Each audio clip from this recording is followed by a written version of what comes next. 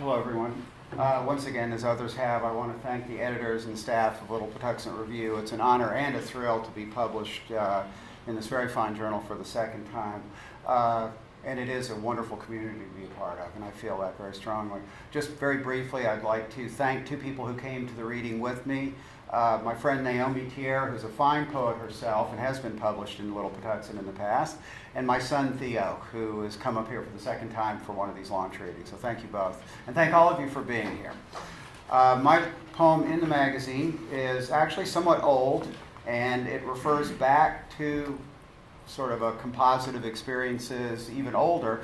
You almost have to go back to the late 70s in Stillwater, Oklahoma, and this sort of sums up some experience at that time. It's called Aspirins and Coffee. It's page 80 for those of you that want to read along. Aspirins and coffee and Coltrane on the stereo. A glass of water sweats beads in the dead center of the kitchen table. Dust motes dance in a single bar of morning sunlight. A love supreme, a love supreme. Fingers drum on the edge of the table and push the pills from side to side. My heart pulses ragged against the inside of my chest. My breath comes sharp and ragged. A love supreme, a love supreme. Jimmy's bass notes step up my spine and thump the base of my skull. Elven sticks tattoo the back of my head from the inside. McCoy's chords shatter like fine crystal behind my eyes. A love supreme, a love supreme. And then Train's lines burn up from my gut like raw liquid sugar, like hot syrup, like pure honey. A love supreme, a love supreme. And I am quivering now. My head throbs and pulses and my stomach clenches. A love supreme, a love supreme. Sunlight washes over the table, and I'm grasping at the edge. Slowly, I loosen my grip and lay my head down sideways. Close my eyes in the light of a love supreme.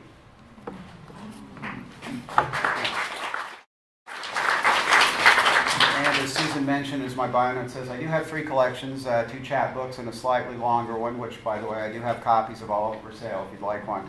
My most recent one was published early this year by a relatively new press called Sweatshop. This is it. It's called Memory and Desire. There's a beautiful image of a mimosa on the cover. This poem is about memory, and it inspired the cover illustration. This is even older than the one I just read as far as the experience, although it's a much more recent poem. This refers back to my childhood in Texas and Oklahoma. It's called Mimosa, and it has an epigraph from the great American poet Charles Wright, which got me thinking about my own memories of mimosas. This is the epigraph. I remember the way the mimosa tree buttered the shade outside the basement bedroom, soaked in its yellow bristles. Charles Wright.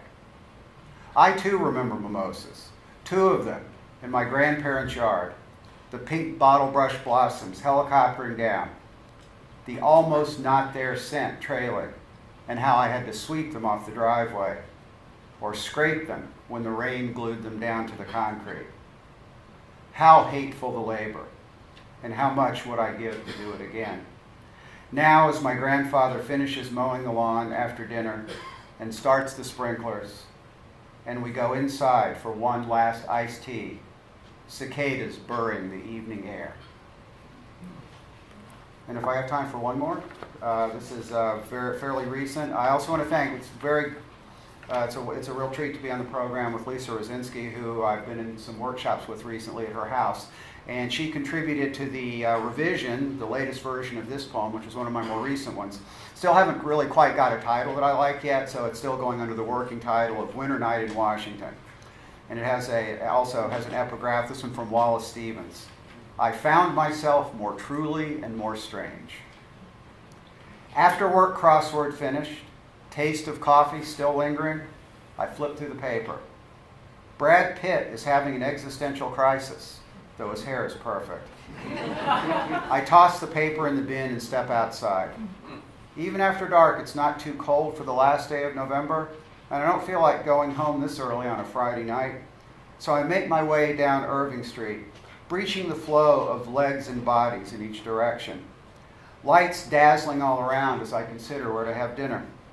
And I round the corner onto 14th, and unexpectedly there I am, looking back at me from a shop window. Headlights gliding along the glass. I stop and regard myself, perhaps as passing strangers see me, wide-eyed and white-haired, then turn away into a light gust of wind that brings a sudden, slight chill. Thank you, everyone.